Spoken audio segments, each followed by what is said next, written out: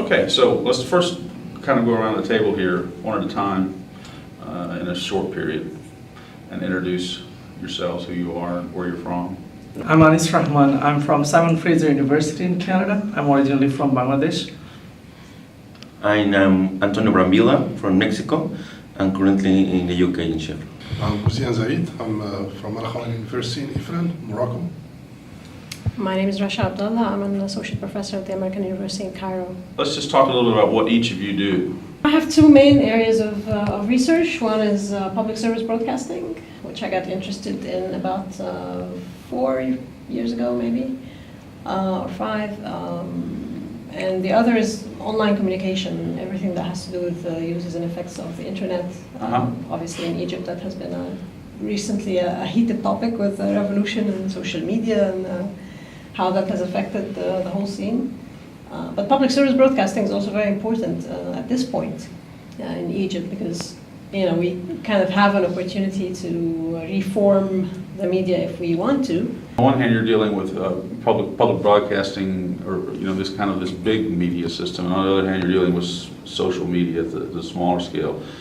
How do you see those connecting? I think the main function of social media at some point during the past few years was what public service broadcasting was supposed to offer, and it didn't.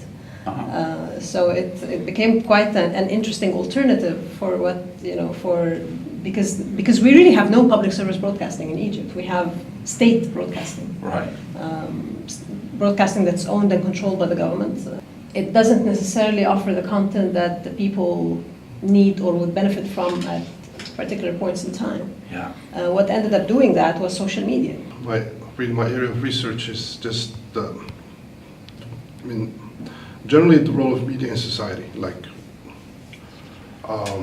and one of the important roles is politics, is the way in which media helps create a public sphere where people can discuss issues, where media first informs citizens and then people can discuss those issues and have informed decisions that can, of course, make a difference in their lives. The internet now is becoming this new public sphere. Initially people got their information from radio and television and print, and now we see the internet as being more and more a source of information and entertainment for citizens, and that's why my research is moved now to that as well.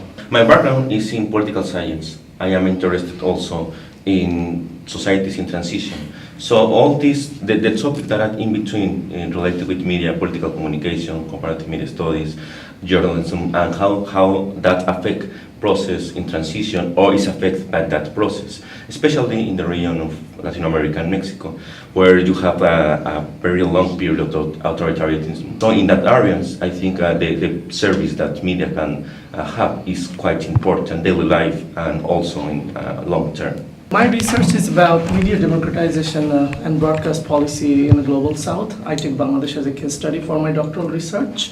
Besides this research, I'm also interested in new media and social chains, particularly in multi-platform distribution in South Asian region. I see the public service broadcasting or at least public media initiatives. There are some presence of public media initiatives in countries like Bangladesh. It's very important for giving the voice of the counter-public and creating a balance between the discourses. You seem to agree then that media have powerful influence, that they're not just, something like a toaster oven.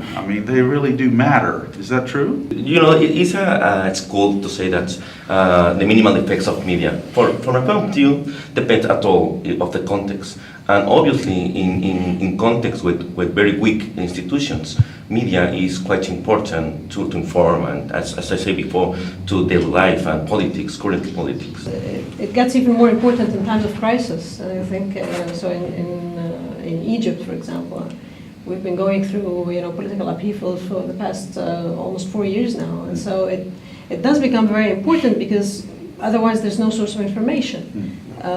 So you have basically two ways. That's why actually the regime did a very stupid thing when in 2011 they shut down the internet and they shut down mobile phones because there was no way for people to communicate except by going to the streets. And so they actually drove more people to the streets, which was the opposite of what they had intended to do.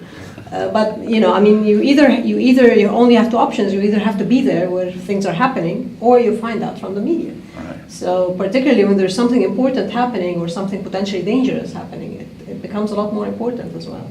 Well, the media is it. It's the link. It's what tells us what's going on. And if they're trying to tell us the truth, well, that's good for us. But if they're trying to either please some political people or please some financial, economic interest, then we as the citizens are not getting the full picture, and we can't make any decisions on the basis. So yeah, absolutely. There is always a crisis and contest going on between political powers.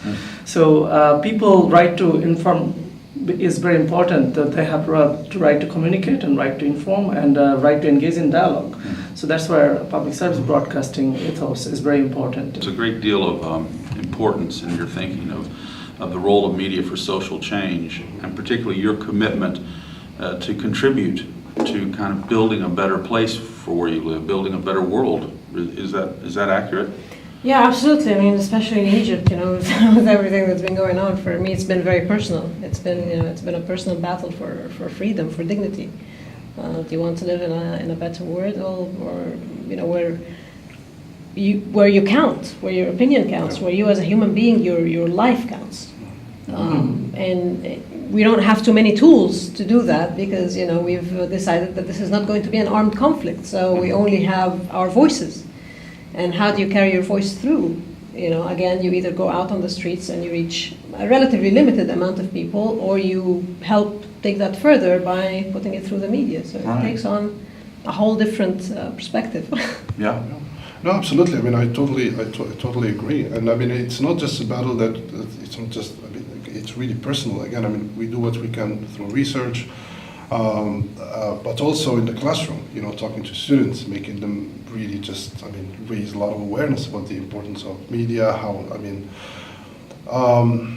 to be critical, how to be engaged in society, and not just accept things as they are, but just question things and how to be a good consumer of the media as well. The media as well. I mean, I give them the example. If you go to buy tomatoes, right? I mean, do you choose the best tomato, or you just take anything, right? I mean, and we consume more media than we've ever done. Tomatoes. Yeah. Absolutely, 8 hours a day of eating tomatoes. It's a lot of tomatoes. Yeah, it's a lot. So you may want to choose the best tomatoes, to be healthy, as a citizen in a democracy. So absolutely, it's personal. So in my case, I think it's important to apply that, let's say, for instance, in policy reform, but also in a spread way with people and how to deal with media in elections, their life. And it's important also in the case of Mexico. I am optimistic of the case of Mexico.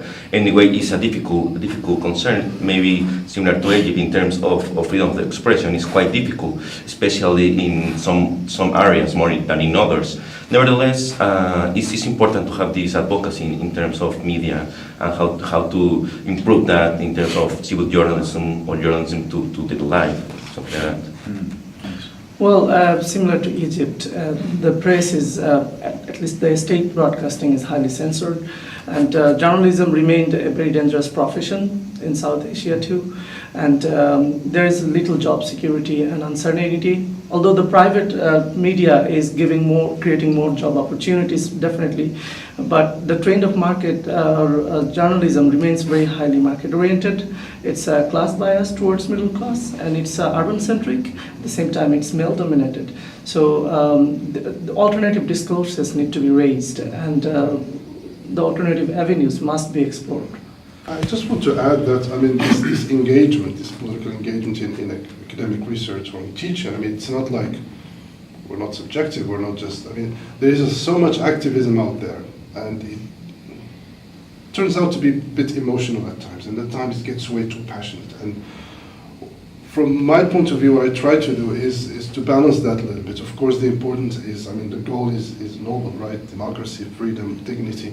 But to get there, we need data, we need hard data, we need scientific tools to get to the facts and present them as they are. Some of the consultancy work I do for various organizations, that's what I try. If my country is doing something positive, I say it. It's not like a personal engagement that is devoid of scientific rigor, you know. So a balance there is really important. Yeah. Well, maybe you guys can help us connect better with the Global South, Spread the word. because we're very keen to do that. It's a better world, and it's a bigger world that's joined together in ways that have significance. So thank you very much. And I have to say, I am absolutely delighted to have all of you here, and it's been a great experience for us, and it's really enriched the discourse and the enjoyment of the whole conference. Thank you. It's been You a guys pleasure. are good with it. Thank you. Thank you. Thank you, Rai.